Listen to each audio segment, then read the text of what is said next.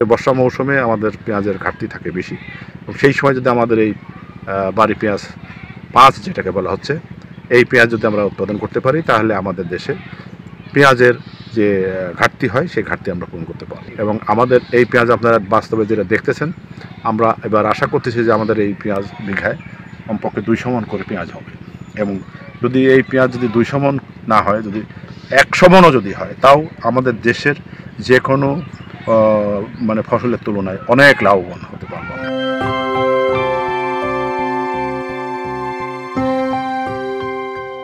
আমি একজন আদর্শ কৃষক। আমার নাম আলহাজ সালাম আলী বাদশাহ। আমার বাড়ি ঈশ্বরদী উপজেলায়, পাবনা শুধু উপজেলা, পাবনা জেলায়, এবং আমি দীর্ঘ 54 বছর যাবৎ কৃষিকাজের সঙ্গে জড়িত আছি এবং এখানে বাংলাদেশে কৃষি পঞ্জিকা বলতে যা বোঝায় আমি সব রকমের ফসলই পর্যন্ত করেছি।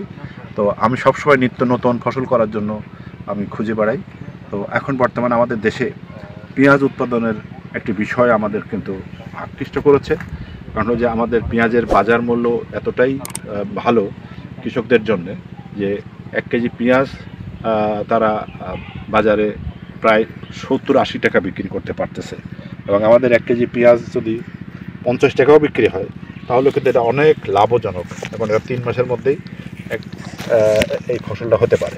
কাজেই এই ফসল যদি আমরা করতে পারি তাহলে আমাদের নিজেদের যেমন ভাগ্যের পরিবর্তন ঘটা সম্ভব, পাশাপাশি আমাদের ক্রাইসিস সময়, যে সময় পেঁয়াজ উৎপাদন করে আমাদের দেশের যে চাহিদা, এই চাহিদা আমরা পূরণ করতে পারবো এবং আমাদের বিশেষ করে বর্ষা মৌসুমে আমাদের পেঁয়াজের ঘাটতি থাকে বেশি এবং সেই সময় যদি আমাদের এই বাড়ি পেঁয়াজ 5 যেটাকে বলা হচ্ছে এই পেঁয়াজ যদি আমরা উৎপাদন করতে পারি তাহলে আমাদের দেশে পেঁয়াজের যে ঘাটতি হয় সেই ঘাটতি আমরা পূরণ করতে পারি এবং আমাদের এই পেঁয়াজ আপনারা বাস্তবে যেটা দেখতেছেন আমরা এবার আশা করতেছি যে আমাদের এই পেঁয়াজ বিঘায় কমপক্ষে 200 মণ করে পেঁয়াজ হবে এবং যদি এই পেঁয়াজ যদি 200 মণ না হয়, যদি 100 মণও যদি হয়, তাও আমাদের দেশের যে কোনো মানে ফসলের তুলনায় অনেক লাভবান হতে পারবো আমরা।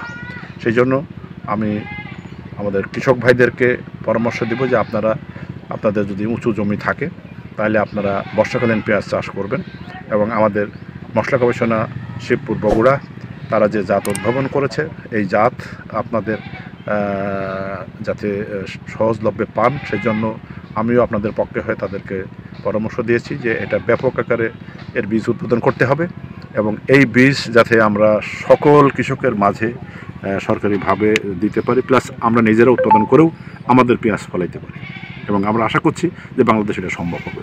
আমাদের যে শীতকালে যে পেঁয়াজ আমরা লাগাই একই নিয়মে সার দিতে হয়, একই নিয়মে তার পরিচর্যা করতে হয়, এর কোনো ব্যতিক্রম তেমন কিছু নাই।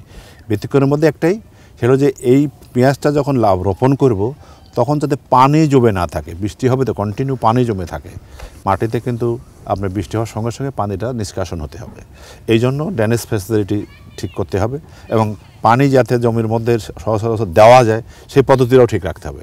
কৌশল হলো এই জায়গায়। আরেকটা জিনিস করতে হবে যে এই পেঁয়াজ যখন বৃষ্টি হবে, বৃষ্টির পরে পরে একটু ফাঙ্গাসনাশকের স্প্রে করতে হবে, কীটনাশকের স্প্রে করতে হবে। এগুলো হলো সতর্কতা। এটা করতে পারলে এই পেঁয়াজ হয়ে যায়।